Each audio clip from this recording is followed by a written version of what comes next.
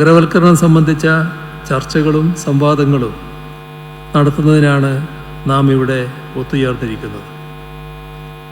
നഗരവൽക്കരണം ലോകം ഇന്ന് വളരെ ഗൗരവത്തോടെ കാണുന്ന ഒരു വിഷയമാണ്.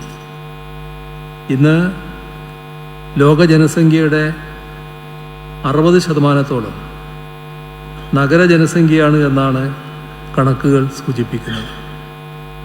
നമ്മുടെ രാജ്യത്തും നഗരവൽക്കരണത്തിൻ്റെ തോത് വർദ്ധിക്കുകയാണ്. അധികം വൈകാതെ ലോക നഗര ജനസംഖ്യയുടെ 14% വരും ഇന്ത്യൻ നഗര ജനസംഖ്യ എന്ന് പറയപ്പെടുന്നു. ഈ ഒരു സാഹചര്യത്തിൽ വേണം കേരളത്തിലെ വർദ്ധിച്ച തോതിലുള്ള നഗരവൽക്കരണത്തെ നമ്മൾ വിലയിരുത്തേണ്ടത്. വിസ്തൃതി കൊണ്ട് മറ്റു പല ഇന്ത്യൻ സംസ്ഥാനങ്ങളെയും അപേക്ഷിച്ച് ചെറുതാണെങ്കിലും ഇന്ത്യയിൽ ഏറ്റവും അധികം ജനസാന്ദ്രതയുള്ള സംസ്ഥാനങ്ങളിലൊന്നാണ് കേരളം. 2035 കേരളത്തിലെ ജനസംഖ്യയുടെ 90%-ലധികം നഗര ജനസംഖ്യയായി തീരുമെന്നാണ് വിദഗ്ധർ പറയുന്നത്. കുറച്ച് വർഷങ്ങൾക്ക് മുൻപ് ദ എക്കണോമിസ്റ്റ് മാസിക ലോകത്ത് ഏറ്റവും വേഗത്തിൽ വളരുന്ന നഗരങ്ങളുടെ പട്ടിക പുറത്തുവിട്ടു. അപ്പോൾ അതിലാദ്യ 20 നഗരങ്ങളുടെ കൂട്ടത്തിൽ കേരളത്തിലെ 4 നഗരങ്ങൾ ഇടം പിടിച്ചിരുന്നു. നമ്മുടെ നഗര വളർച്ചാ നിരക്ക് ദേശീയ ശരാശരിയേക്കാൾ വളരെ മുകളിലാണ്. ഇതെല്ലാം അർത്ഥമാക്കുന്നത് നഗരവൽക്കരണത്തെ ഏറ്റവും ഗൗരവത്തോടെ സമീപിക്കേണ്ട നാടായി കേരളം മാറുന്നു എന്നാണ്.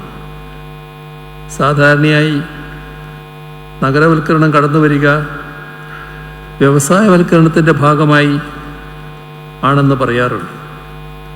വൻകിട വ്യവസായശാലകൾ വരുന്നു, അവയ്ക്ക് ചുറ്റും ജനങ്ങൾ തിങ്ങിപ്പാർക്കാൻ തുടങ്ങുന്നു, നഗരങ്ങൾക്ക് ഉപഗ്രഹ നഗരങ്ങളുണ്ടാകുന്നു, അവ കൂടി നഗരമായി പരിണമിക്കുന്നു. ഇതാണ് പരമ്പരാഗതമായി നഗരവൽക്കരണത്തെ സംബന്ധിച്ചുള്ള കാഴ്ചപ്പാട്.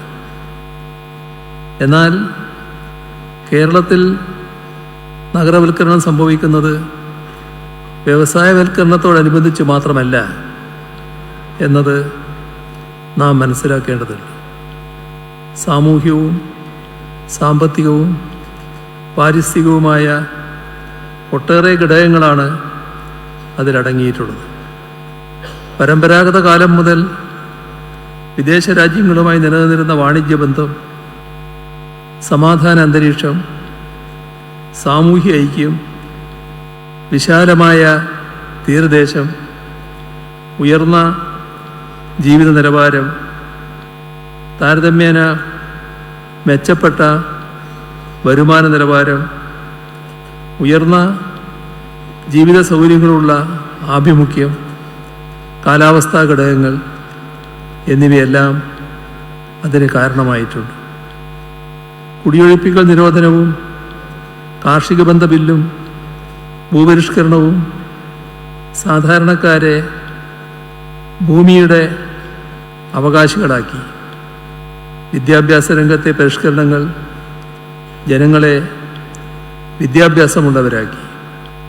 സൂക്ഷ്മ ചെറുകിട സംരംഭങ്ങൾ മുതൽ വലിയ വ്യവസായങ്ങൾക്ക് വരെ നൽകിയ പിന്തുണ കേരളത്തിലെ മുക്കിലും മൂലയിലും വ്യവസായങ്ങൾ എത്തുന്ന നിലയുണ്ടാക്കി. ഇതിനു പുറമെയാണ് ഭവനരംഗത്തും ക്ഷേമ പെൻഷൻ രംഗത്തുമൊക്കെ സ്വീകരിച്ച പുരോഗമനോന്മുഖമായ നടപടികൾ.